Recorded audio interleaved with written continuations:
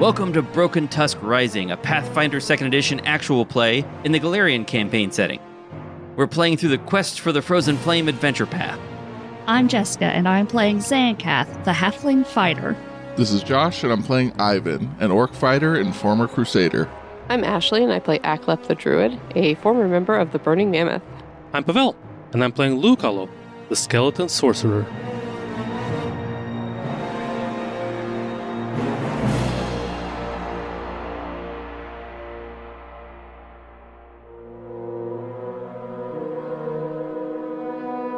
Last time on Broken Tusk Rising, the remaining heroes, Xankath Bramblesong, Xankath, and Lucalo, continued exploring Lost Mammoth Valley.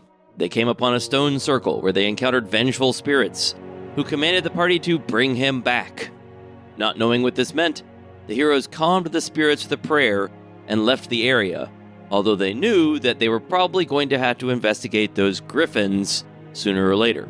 Which direction did you decide to go? You were trying to decide between south and southeast.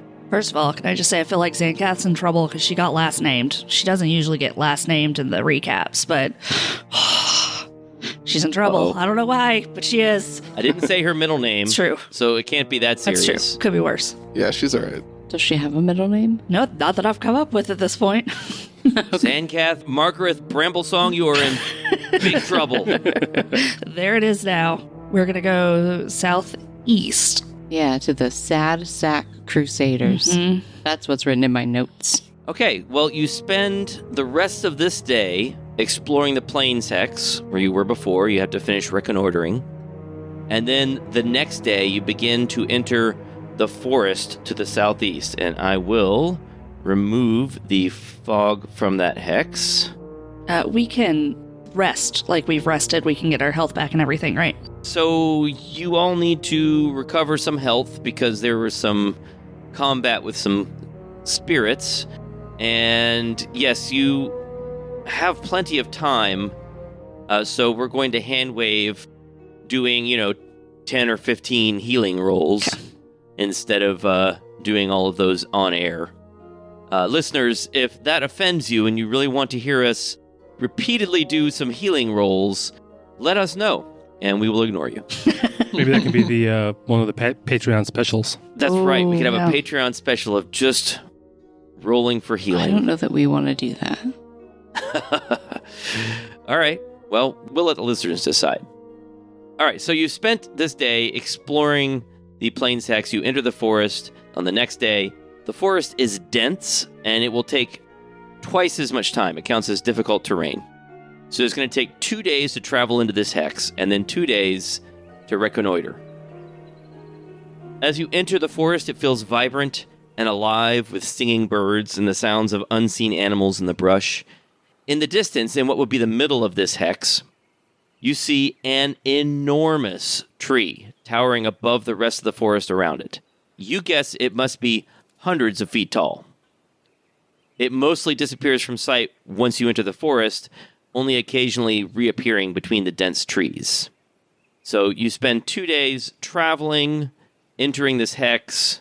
After 2 days, you begin exploring the hex for interesting or dangerous locations. Let's have some perception checks. And these need to be, blind perception checks. I get to see them and you don't. As you begin moving through the forest and exploring it, you notice that something is not quite right. You're not sure what it is at first, but then you realize that the sounds of the forest are beginning to subside as you move forward. Everyone, hold on. Listen, do you hear that? No. Exactly. Forests are never this quiet. Would you say that it's quiet? Too quiet? I would say that. Okay. Mysterious voice in my head.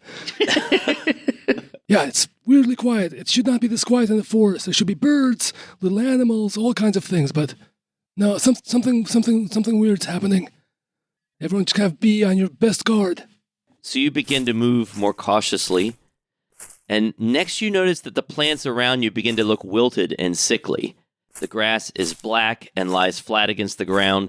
And as you push aside some cold, wet, dead leaves on a dangling branch, you see that the path ahead is covered in frost. and icicles hang from the branches of the trees. Everything in a vast area is white, and the temperature suddenly drops. It is deathly silent, and there is nothing moving here except you. Is there anything special you'd like to do while you're moving through this icy forest of death? That's descriptive. I have a question about the dragon. Is the dragon, does it do cold stuff? I can't remember at this point. It is a white dragon, and you have determined that means it breathes cold. Okay, well, something to think of. If you'd like, you could do a nature check or something like that Yeah. to see if you can learn more. Sure. Acklet doesn't think this is natural, I think, but I guess I could do a nature check too. Sure. Or you could do an arcana check to recall knowledge in this area. Acklet rolled a 23 on his nature check. Definitely not natural. I'm going Arcana. This is not a natural phenomenon. This is the result of some kind of magic. And if you wanted more detail, you would need to have an arcana check. Well, I've got good news on that front. Xankath rolled a natural 20 for a total of 30. Wow. On the awesome. arcana 30 check. on an arcana check. This is definitely the breath of a white dragon. And it has come through here sometime in the last 24 hours, you would guess. Maybe a little farther back in time, but not much. And this whole area is frozen solid. Any animals or plants that are here are doomed. They are all dead. How long ago did you say this would have happened, min-max? 24 hours, Ish. maybe as far back as 36. And with a natural 20, I will also tell you that the creature was probably hunting, and any large animals in the area have probably been carried off. And I guess you occasionally spot some frozen small animals, but there's nothing alive. Okay. Xankath shares that with the group. Do you want to continue moving forward, or maybe just give up? I mean, that second option seems like such a good one. I mean, maybe it's like lightning. They say it never strikes twice in the same spot.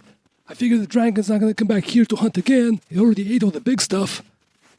I mean, I certainly agree that that's possible with this limited time period. I think eventually the dragon would come back, but I think for now we're probably fine. Wonder if it took those crusaders. I don't even know exactly where they were, so it's hard to say. Mike, do I know that if us going into this cold area would be harmful at this point, or just really cold? It will just be cold. Okay. For you, it'll be no worse than when you were in the caves. So, annoying, not damaging. That's right. Okay. Unless you jump in a pond or something, and Well, then sure. it would be bad. That would be silly. Grifka looks particularly unhappy. Yes, Grifka is definitely unhappy with his situation. I'm just assuming there's little tufts of steam rising up from every step he takes. Yes. Well, we could continue through and see if we find... I don't think there's anything we could do for anybody if they were in this blast, but we could continue through, or we could head a different direction. I think we should keep looking, see if there was a camp somewhere. Okay. You continue through this frozen area for what feels like at least a mile, and eventually emerge from it into normal forest again. Toward the end of the day, you emerge from the forest on the south bank of a placid lake. You can see that a river feeds it from the northwest, and after additional exploration, you discover that another river feeds it from the northeast. This seems like a natural place to make camp. Give me another round of perception checks. Lou again. Lou, as you're looking around, you notice on the opposite side of the Northwest River, right where it feeds into the lake, you notice that there is a waymarker, like the party has seen before. I'm not sure if Lou was with them when they saw one, but they found one near where Corgo was buried. So I think Lou has probably seen that one before, and he may have seen others during his journeys, but there's a waymarker on the opposite side of the river from where you are. It's one of the broken Tusk waymarkers, right? Right. I will point this out to the party. Can we tell which direction it is pointing now? Not from over here. Okay. The river's not that wide, but it's far enough that you can't tell which way it's pointing. You don't see an easy way to cross the river to look at it either. You'd have to construct a boat or something. Okay, that's not high on my list of priorities anyway. The Crusaders that we were off looking for, what was our southeast? Just southeast is all we had. Southeast, right? Okay. And also, I'll tell you, Xankath, You looking around the area, again, you think this looks like a natural place to camp for the night, but you need to decide, do you want to camp in the forest or camp by the lake? Yeah, I'm just going to go with my gut. I think it would probably be best if we went into the forest. First question, how far is the forest from the lake? Like, is it a good long walk, or like we can get water and go into the forest? And yes, okay, it's maybe the edge of the lake is maybe 40 feet from the forest. Cool. I think it would probably be for the best if we made camp in the woods, so we wouldn't be quite as visible, and then we can still use the lake for water overnight. Are you making a campfire? Why are you asking questions like that? I don't like it. Well, you just said you want to be less visible, so I want to know, are you making a campfire, or are you really trying to be less visible? No, I mean, I think less visible as in not out in the open with a fire. Okay. There's going to be some coverage in a forest to, block the light. So as long as nobody stops me, I'm going to make a fire. Okay. I take it that nobody stops her.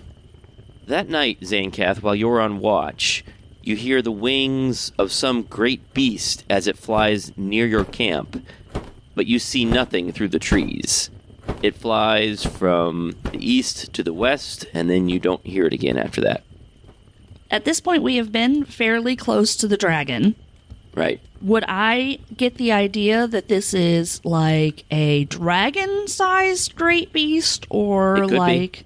It could be. I mean, you can't see it from your current position unless you want to run out of the woods and look for it. I do not. Can I roll something without going out of the woods? Yeah, the DC for identifying a creature just by its flapping is going to be relatively high, but go ahead and roll a nature check or a perception check. Actually, I'm quite stealthy. Could I stealth out of the woods to try to see it? I would rather do that. Make a secret stealth roll. Okay. Presumably the rest of us are asleep or otherwise don't know that this is happening? Correct. Cool. Unless Xankath wakes you up. I do not. All right, so Xankath stealthily moves out of the woods, and when you get to the edge of the woods, you can see the starlight glistening on the lake, and to the west, you can see a large white dragon flying, again, westward and then turning northward before it sort of leaves your view. Okay. Do I get the idea that it is heading towards the caves and the following? It is in that sort of general direction, but you think it probably turns north before it gets to them. Okay, that's what I thought. I can't do anything about them right now anyway, so just good to know. Okay. The next morning, it's another beautiful, sunny day. It's very comfortable. There are a few clouds that drift by. You have your breakfast, and you can see again that way marker on the other side of the river. You begin your second day of reconnoitering. After hours of trudging through the forest, with every step looking much the same as the last 1,000 steps, the trees become denser and then suddenly thin out, and you come upon that enormous tree that you spotted before in the distance. The dark brown trunk is enormous, huge, gigantic, easily 30 feet in diameter, and the lowest branches seem impossibly far above you. And as you stand there gazing at it, you hear the sounds of an argument. But Sergeant, they attacked the camp and got away without anyone even seeing them. How are we supposed to fight them? Yeah, Ivan, what are we supposed to do if we can't see them? That is a good question, but we must try. There are 4 figures standing near the tree by a hole in the ground that must lead to a hollow under the tree. There's a male halfling in heavy armor, a female half-elf wearing light armor, and a third figure that is probably female, but it's hard to be sure as she's wearing heavy robes and has the head of a fox. Their leader, the sergeant, is a hulking orc wearing half-plate armor. All of them are wearing clothing covered in patches or armor that has been repeatedly hammered back into shape. Well, boss, I don't know. I don't know if it seems... What are we supposed to do? I mean, why don't you just take care of it? Ray, don't you have way to see invisible something? Well, the woman in robes pats down her clothing and pulls out a bag and says, no, I don't know that spell. No. You're useless. None of you have way? Come on. The half-elf, wearing light armor, pulls out a rapier and sort of swings it through the air, swishes it through the air, and says, "It's not my style anyway. You know, I like I prefer the matched opponent, the quick wit of clever words and the sharp thrust of the sword. You know, and invisible creatures are not my style." Okay. Look, we're going in. Don't be coward. It is time. If you can't see it, we will come back out. Figure something. I guess, Ivan, roll a perception check. How do you play game? I see it. Okay. That's a 16. Okay. The party is making no effort to hide from you, as far as I know. Can I say that as soon as Xankath saw people, she hid, which will be ineffective because the others didn't. But this is what she does. So all right. So Ivan, you see 3 people. You see a horribly burned man, and you see a skeleton in robes, and you see a short, burning, rocky creature. You see them all sort of standing at the edge of the clearing, watching you.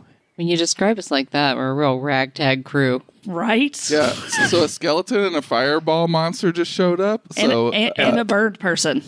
And the skeleton's gonna wave. Oh, there's a bird person? There's a horribly burned person, right? Oh, well, you know, that doesn't bother Ivan so much. Okay, so he immediately unsheathes a sword and takes a shield off his back and looks at the other 3 and goes, "Look, it's go time already. Hey, who are you?" It is not go time. No. Nothing has to be going. It's okay. We're friendly. Oh, sure. That's what every skeleton says. Xankath steps out from behind a tree. He's friendly. It's fine. It really is. We're just wondering. We did not mean to interrupt your invisible thing attack. Grifka is hopping on his feet, looking like he wants to fight. That's cute. Is Grifka more cute or more menacingly awful? Isn't it small? Like it's a medium-sized creature now. Okay. I think if he was large, scary. It would be scary. In my head, it's cute. I mean, he's bigger than Xankath, so it's all in your perception. Fair. Oh. Who's bigger than Zanks? I'm small. Well, that's pretty big, actually. All right. Grifka looks something like that. Honestly, it does seem kind of terrifying. I always pictured Grifka smaller, like in my head, but it's over 2.5 feet tall. That's actually pretty scary.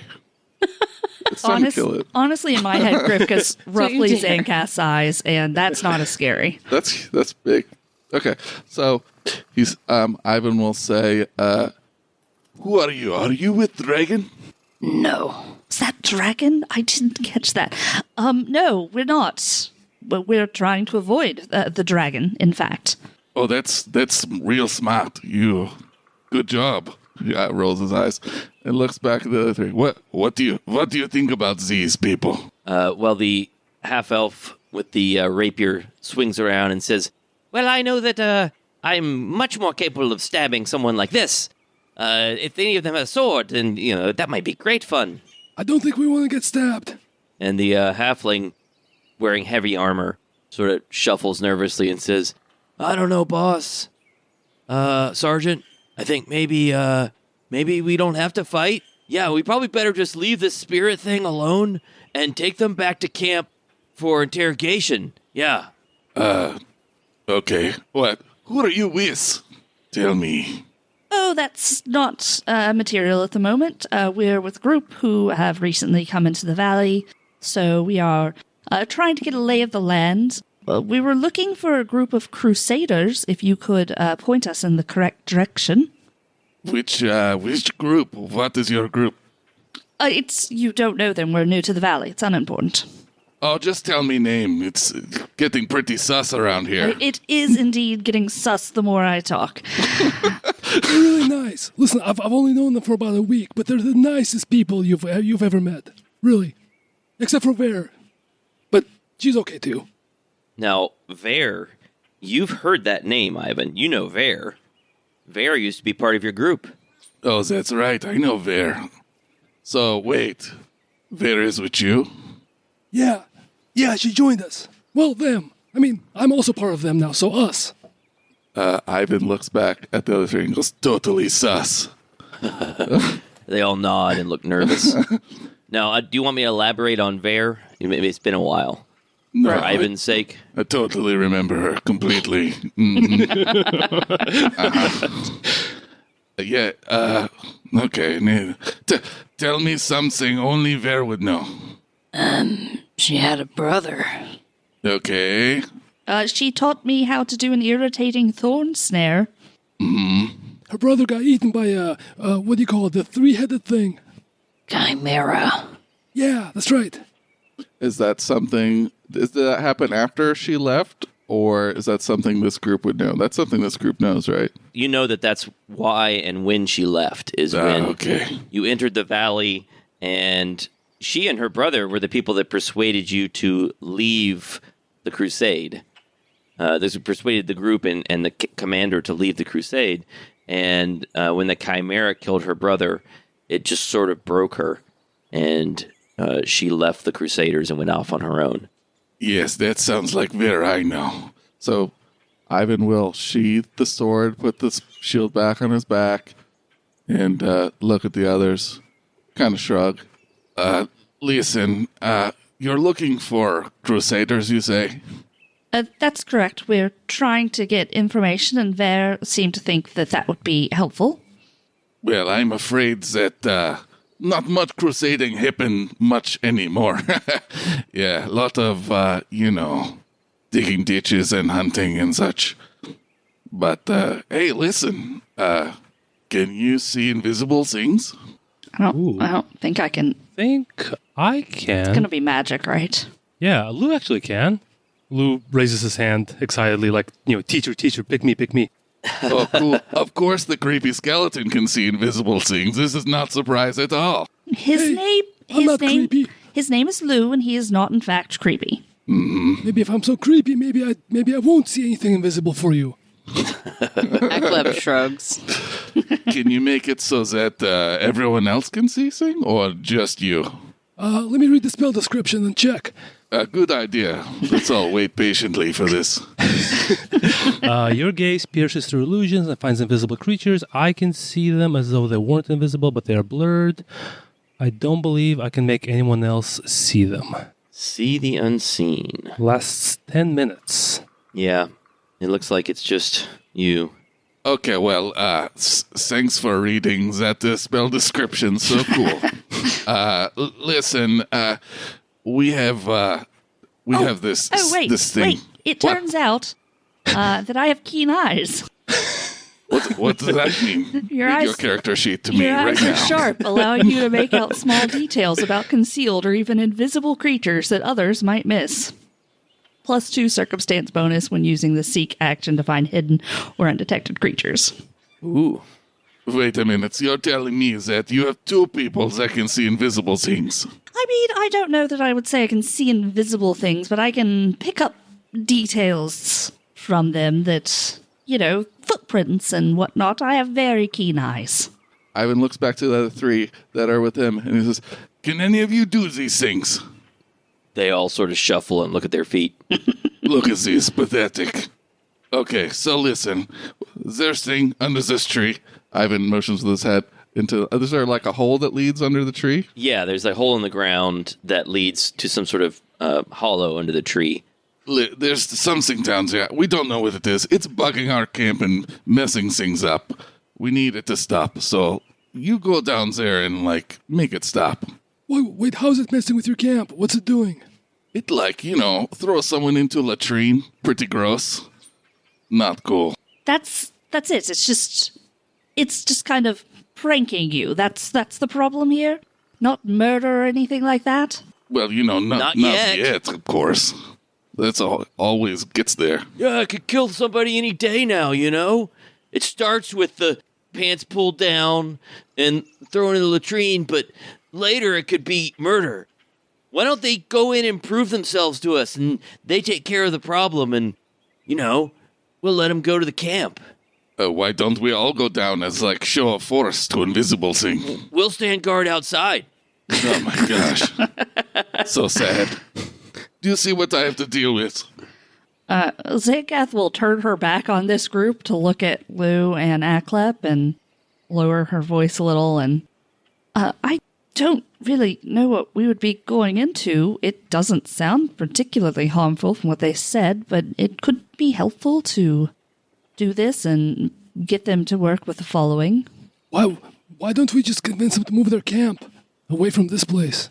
Is there a check that Aklep can do to try and figure out if he might know already or have an idea of what it might be pulling practical jokes on these guys and living in a hollow in a tree? I think there are too many options. I mean, it could be almost anything that has a proclivity for jokes. You've already encountered some creatures that were sort of enjoyed pranks in that previous forest. I don't remember what they are at this point, but that was a while ago. It's well before Lou and Aklep. It's really hard to say. I don't want to encourage you to make a roll because I think that you just don't have enough information. I would give you so many options it wouldn't help. Okay. Aklep shrugs. Don't bother making a roll. It's a poop fairy. I know it. I don't think I'm familiar with Poop Fairy. I don't think I want to be. What's going on over there? You guys done talking? What's up? I sure will. As long as at least one of your very brave group is willing to go down with us, we'll do it. As long as you're willing to help us later. Can you believe that we used to fight demons? Incredible. I've got to say, I've met a couple of crusaders, and whew, they are head and shoulders above your group. Again, they look nervous and look at their feet. So bad. And you should feel bad, too. You should feel terrible. Yes, I will go with you. No problem. I've never met the poop fairy. That scared me. We're good to go. I've never met a poop fairy. I'll even go first. Very well. Let's do this, I suppose. So you climb down through the hole with sunlight streaming through it and into the hole through other unnoticed holes around the base of the tree, lighting this chamber underneath the tree. What order are you guys going in? Well, Ivan volunteered to go first. Yeah. I'll go behind Ivan, using him to hide behind, because he's huge. Ivan, Xankath, then who's next? Lou will go in the middle. Okay. And then... Grifka, and then Aklep. Okay. All right. Ivan, Xankath, Lou, Grifka, Aklep. You climb down into this chamber, which is surprisingly large. You can all fit in here. Enormous tree roots have burrowed into the soil, and thousands of smaller roots are threaded across the ground, and they sort of form walls. Xankath, as you're walking into this chamber, something touches your foot, and you look down, and you see a root lying across your foot, and there is a low moaning sound coming from somewhere in here.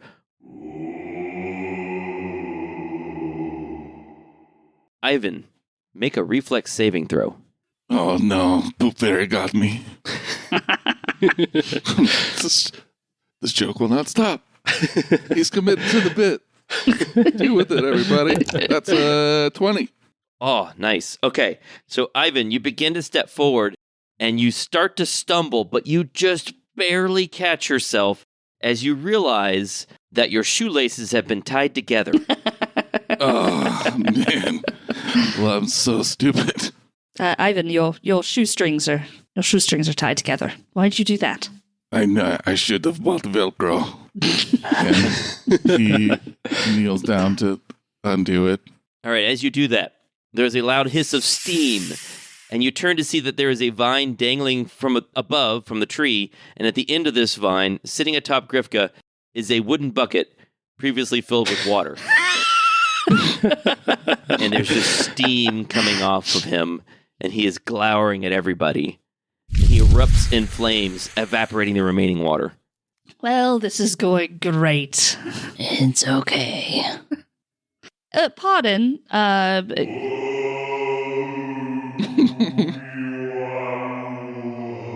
yes, very scary. Could we speak, and discuss the jokes that have been happening recently? Aklep, make a reflex saving throw. Okay. Yes. All right. Oh. Aklep, Grifka taps you on the shoulder, and you turn to look and then realize that it wasn't Grifka, and in fact, there's no one there. Whoa. Lou laughs. Spooky.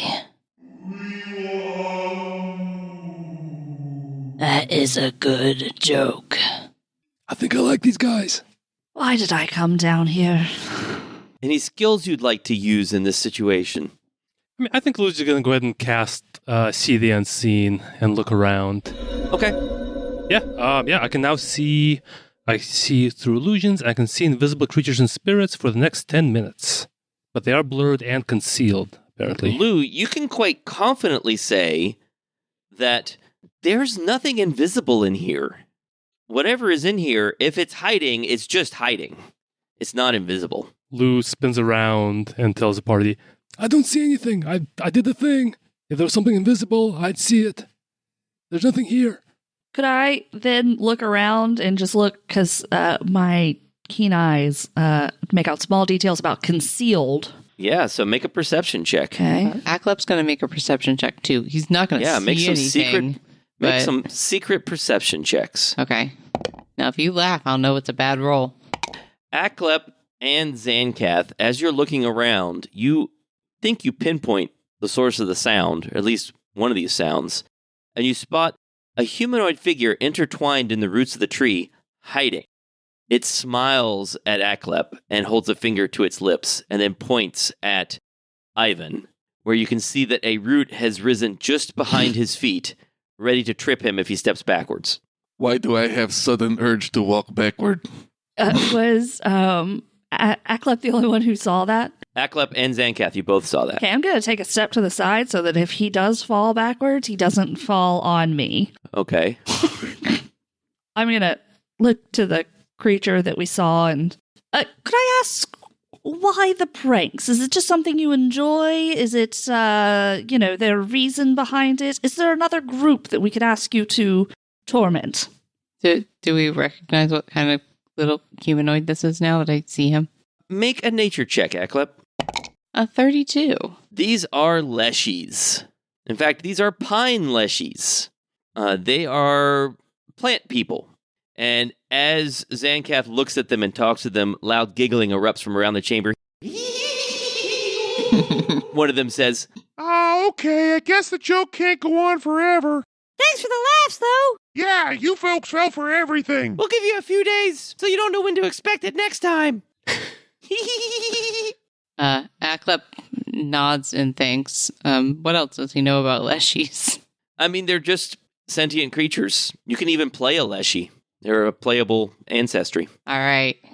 Sorry, Aklep, I'm playing a leshie now. but you gotta do that voice. I don't know, man. Some of them pull themselves, extricate themselves from these branches and stand up, and they're just medium humanoids. In fact, maybe I can find a picture. We like that, because then we know if it's like really cute or just kind of cute or... Yep. Mm-hmm. Help us decide how menacing we need to be. Can we all see them now? Yeah, you can all see them now. I'm trying to find one. I've got to tell you, Ivan, I don't think these were becoming invisible. I think your people are just really bad at spotting them. I wouldn't be surprised. So stupid. It's quite an opinion you have towards your own group. Are you their leader, or just... No, if I was leader, things would be way better. Who is the leader? You ask lots of questions for people that don't give up much information back.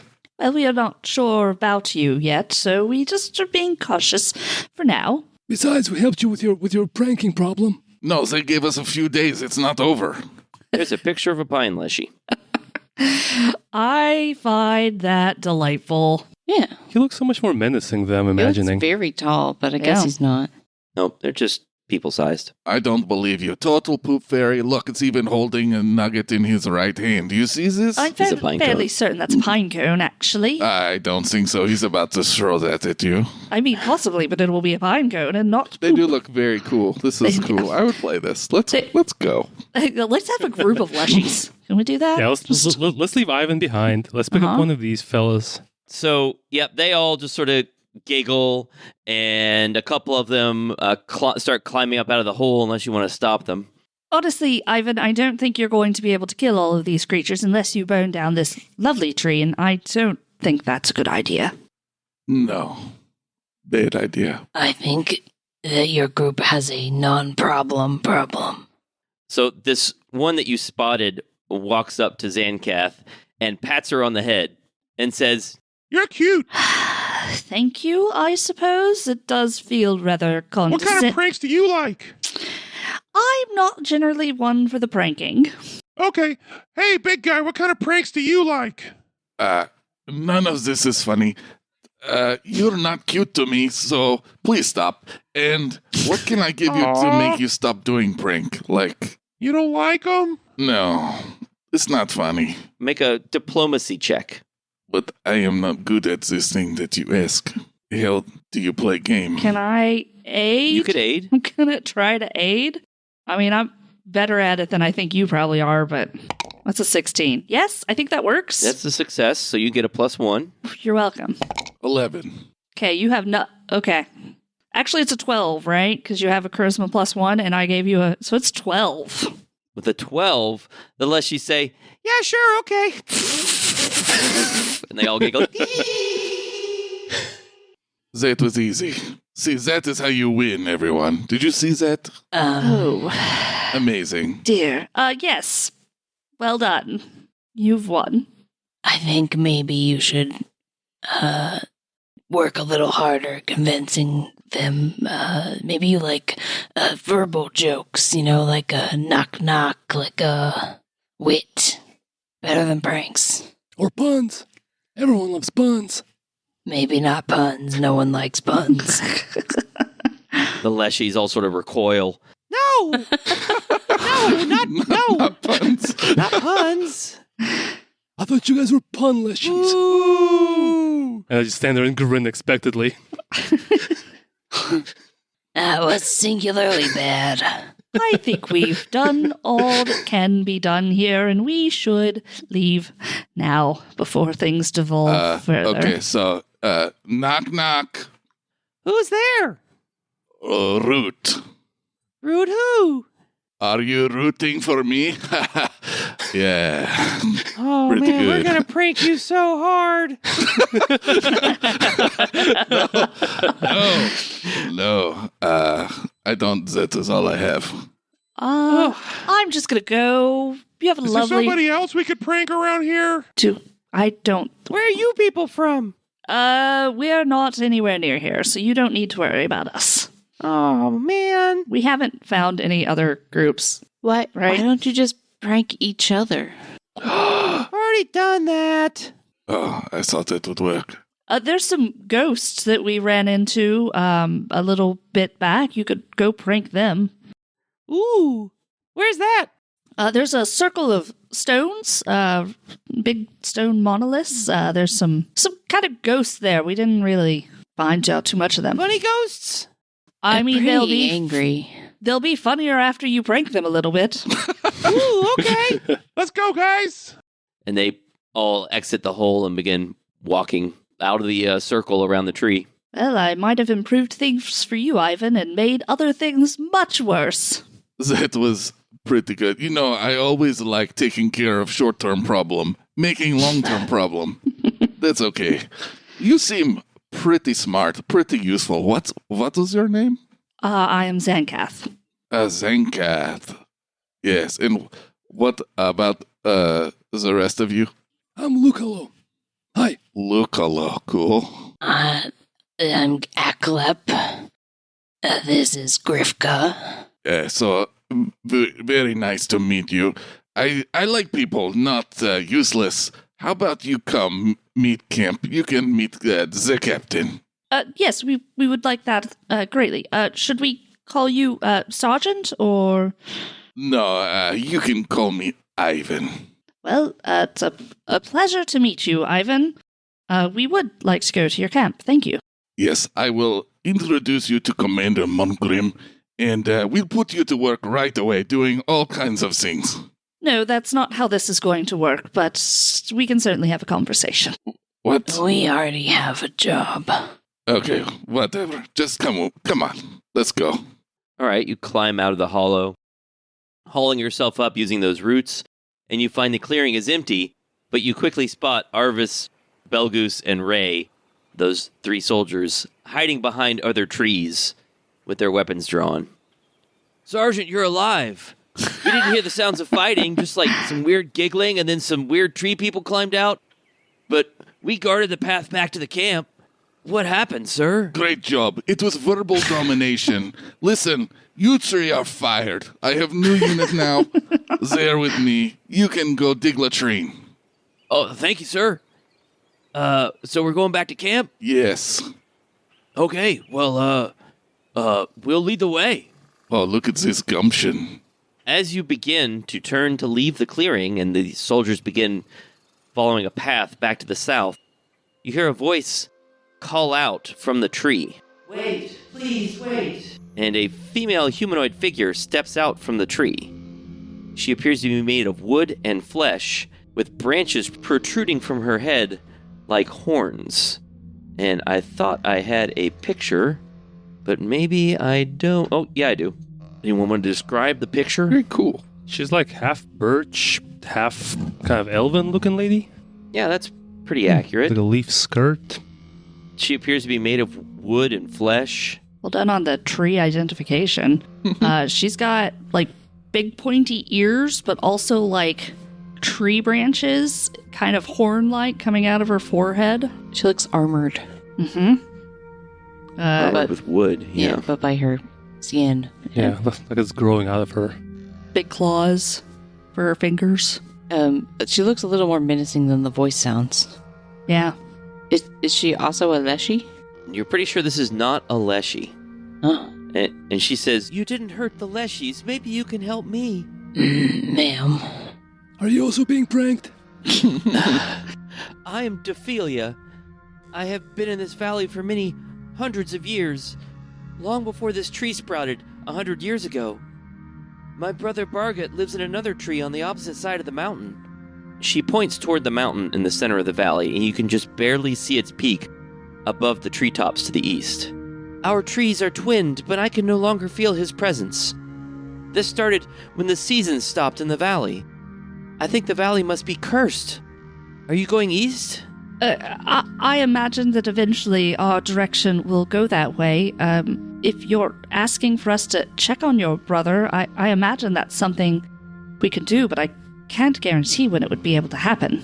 That is enough. When did the season stop in the valley? Shortly after this tree started growing. So about 100 years ago? Yes. When did the flame go missing? About 100 years ago. Okay. Just wanted to confirm. That's what I thought. I believe we know the reason the seasons stopped, and we plan to assist with that, but I don't know when that will happen. Please, take this. And she steps forward and holds out a large acorn that has split with a root emerging from the bottom and a stem emerging from the top. Find my brother and give this to him. Let him know he is not alone. Return here, and I will reward you. I trust in your kindness. If that is not sufficient, I trust in your regard for your own self-interest. May I ask for your brother's name? Bargat. Thank you. You said that already. I want to do a nature check and see if Mackleth knows what she is. Sure. Or what even she's giving us. I mean... Sure. It's 29. This is a dryad. Classic dryad. She nods at you and says, "May Kandara be with you." And she steps back into the tree, disappearing into the bark. So she said to give the acorn to her brother and then come back and she'll reward us. Yep. Right. Well, we just seem to be picking up side quests all over the place. Yeah. Mackleth is going to take the acorn though, because... Yeah. Must be some special kind of tree. It looks larger than a normal acorn by quite a bit. It's fist-sized, and it's very heavy, and it feels very sturdy. So Ivan and the soldiers lead you through the woods. It's clear that, although they seem pretty cowardly, they do know the area very well. They lead you past several traps and past hidden guards who acknowledge them and give you curious looks as you pass by. And then finally, you reach their camp. It's well hidden within the trees. There is a defensive trench and a stockade, and watch posts have been built into the trees. Several dwellings have been dug out of the hilly terrain, and yurts constructed and covered with leaves and branches. Ivan nods to the guards at the gate, and they nod back, and they look at you, a strange expression, but they don't say anything. Ivan leads you past a field hospital, and a kitchen, and a mess tent. You even pass a smithy, although it's not currently in operation, perhaps so the smoke is not visible during the day. Ivan stops at a fortified dugout in a hill with a tall oak growing on it. And as soon as he does, a dwarf in heavy armor strides out. And here is another picture. Lots of pictures today. Ooh. So he's wearing kind of golden colored armor and a red cloak. And on the front of his chest, there's a symbol that looks like a sword with a sunburst behind it. Have we seen that before? You've seen that before. Is that the same as Fair's brother? That's right. That's Iomede's symbol, right? That's right. Yes. Good job. You know what? Hero point. Woo, hooray! Hero point for Xankath too. Yay! Can I just say he has just a fantastic beard and mustache? You can say that. Yep, and I shall. So he's got thick black hair and a well-manicured beard, gold-looking armor, and the symbol of Iomedai, this sword with the sunburst behind it, and a red cloak. And he is a dwarf. And a little Clark Kent hairband hanging Yes, down. little Don't dangling forget. hair bit. Yeah, shame on me. He's the important parts. Remember that Superman? I can't remember which one. I'm just imagining the guy in the phone booth, like, doing his one little hair, dangly hair. That's Superman. I see the scouts were correct, Sergeant. This is interesting game that you've brought back to our camp. He looks the newcomers over. What are you doing in our forest? And we'll find out what you are doing in his forest in 2 weeks. Looking for you. His forest. Come with me, I will show you latrine. Best latrine ever. Thanks for listening to Broken Tusk Rising. You can help the podcast by giving us a 5-star review on Apple Podcasts or Spotify, by following us on Twitter, Facebook, and Instagram at The House of Bob, or by chatting with us on Discord, and most of all, by supporting us on Patreon. That's at patreon.com/thehouseofbob. This show is possible due to all our patrons, who get one-shots, commentary, and other cool stuff. Art for this campaign is by Sean Makes, and art for social media, audio production, and music are by me, Mike. Thanks again for listening, and roll on.